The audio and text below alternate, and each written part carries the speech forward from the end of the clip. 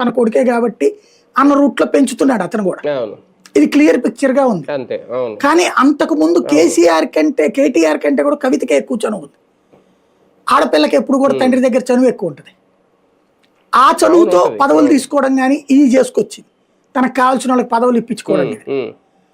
KTR line లోకి వచ్చాక ఆ చనువు వర్కౌట్ కావట్లా.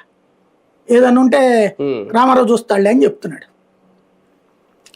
రామారావు వచ్చేటప్పటికి ఏమే చెప్పినట్టు వెంటల ఆ మొక్క కంప్లైంట్ చేస్తే పార్టీ నడపాలి అతనే కదా అంటాడు. కాబట్టి ఇక్కడ క్లాష్ వస్తుంది. కానీ ఈ లేఖ ద్వారా బయటకు వచ్చిన మరో అంశం, బీజేపీతో కలిసి వెళ్ళాలనుకుంటున్నారా? అది ఒక రకంగా కేసీఆర్ని డిఫెన్స్ లో పడేసింది ఆవిడ.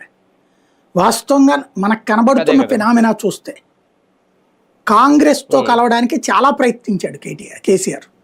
మొన్నటి ఎలక్షన్ ముందు కూడా కాంగ్రెస్ కో పార్టీకి సీట్లు ఇచ్చేసి కాంగ్రెస్ ని కలుపుకోవడానికి చాలా ప్రయత్నించాడు. లేకపోతే చూడండి, ఎలక్షన్స్ ముందు దాదాపు 6 నెలల నుంచి ఏడాది పాటు కాంగ్రెస్ చేసిన ప్రతి కార్యక్రమంలో పాల్గొంది టీఆర్ఎస్. ఈవెన్ రాహుల్ గాంధీ పక్కన కేకే నుంచోలా వెళ్ళి అప్పుడు స్టేట్మెంట్ ఇవ్వాలా వీళ్ళు బీజేపీకి వ్యతిరేకంగా. ఎన్నికలకు ముందు కూడా ఈడీ వస్తే మోడీ వస్తే మొత్తం బీజేపీ మీద కదా జరిగింది. అక్కడ విషయం ఏంటంటే అప్పుడు కాంగ్రెస్ తో కలవడానికి ప్రయత్నించారు, కానీ రాహుల్ గాంధీని కన్విన్స్ చేయడంలో రేవంత్ సక్సెస్